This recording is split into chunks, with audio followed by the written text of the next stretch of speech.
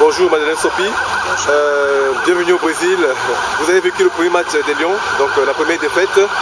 Quelles sont vos impressions? Quelle est votre analyse du match contre le Mexique? Je crois qu'on a longuement épilogué sur ce qui n'a pas marché. Tout le monde est d'accord que le Cameroun a joué un peu bas, tout le monde est d'accord que le Cameroun a manqué de réactivité, on va le dire comme ça. Donc c'est laissé un peu surprendre.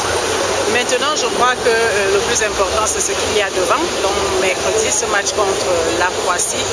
Et personnellement, je suis assez optimiste parce que l'impression que j'ai eue, c'est que les Lions sont eux-mêmes les premiers à comprendre que le faux pas de vendredi peut être préjudiciable pour la suite. Et donc, maintenant, il va falloir aller chercher au fond de cette équipe. C'est cette détermination que, personnellement, j'ai pu lire dans leurs yeux. Le deuxième élément important, c'est que les Lions aiment un peu l'adversité. Les Lions aiment l'adversité. Le dit comme ça peut paraître caricatural, mais quand on ajoute quand même le fait que la Croatie a elle aussi été battue au cours de la première journée par le Brésil, que la Croatie n'est pas inconnue au bataillon des mondialistes. Cette équipe a quand même été, je crois, 3e en 98. Donc elle a dans sa vie au moins disputé un match de classement. Les Lions indomptables qui veulent pousser et continuer de porter le record africain, au moins au niveau de la participation et de la prestation sur le terrain. Ce sont des éléments qui, mis ensemble, me semblent suffisamment importants pour un bon match demain, au moins de la part des Camerounais. Il y a les choix tactiques de l'entraîneur qui ont été aussi critiqués, notamment avec des joueurs qui étaient presque blessés, en défense centrale, notamment Roland Chidou. Est-ce que vous pensez qu'il y aura des changements, vous qui avez vécu et qui avez suivi, n'est-ce pas, de bout en bout les séances d'entraînement?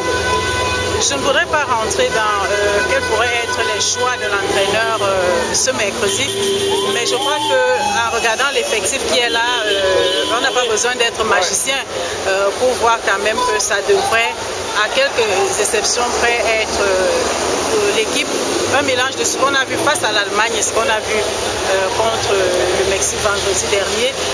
La bonne nouvelle, c'est que quelques blessés sont sortis de l'infirmerie, même s'il y en a d'autres qui sont rentrés.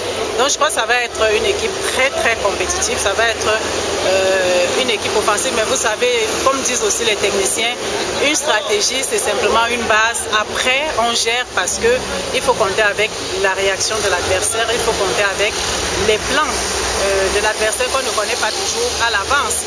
Donc ce qui est important, c'est ce que les Lions ont dans le cœur, ce qu'ils ont dans la tête et ce qu'ils ont envie de donner. Les choix tactiques après, ça peut paraître comme un détail. Il peut être positif si ça se passe bien, il peut être négatif si ça se passe mal comme vendredi dernier. Mais je crois qu'il n'y a pas de schéma statique aujourd'hui. Le plus important, c'est d'entrer dans le terrain avec un plan, un objectif et une ambition. Vous qui avez une grande expérience de cette équipe nationale, est-ce que vous pouvez, du fond de votre cœur, nous dire si les Lions ont une chance dans le deuxième tour? Comme toutes les équipes ici, et ce n'est pas de la démagogie que de le dire.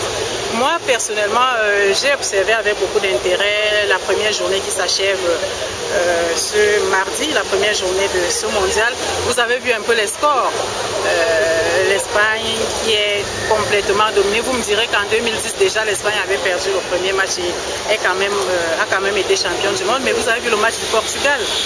Vous avez vu le match de la Côte d'Ivoire face au Japon. Donc je dis, cette première journée pour moi ne me semble pas pouvoir porter trop à conséquence. J'ai d'ailleurs envie de dire que c'est ce mercredi que le mondial commence avec les rencontres de la deuxième journée. Le capitaine vous a accordé une interview en exclusivité. C'est la grande question. Est-ce que Samuel Eto'o peut jouer? Est-ce qu'il peut continuer cette Coupe du Monde?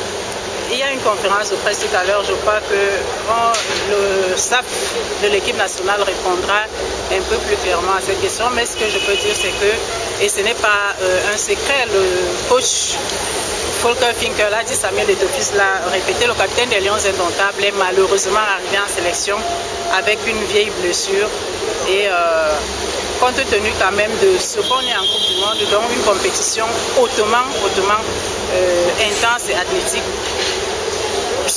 Je ne voudrais pas m'avancer et de dire c'est terminé ou que ce n'est pas terminé, et attendons et on verra. Mais ce que je relève de positif, c'est que le capitaine des Lions a eu l'honnêteté de dire qu'il était blessé et qu'au sein du staff médical, ils ont pris les choses en main pour pouvoir réparer.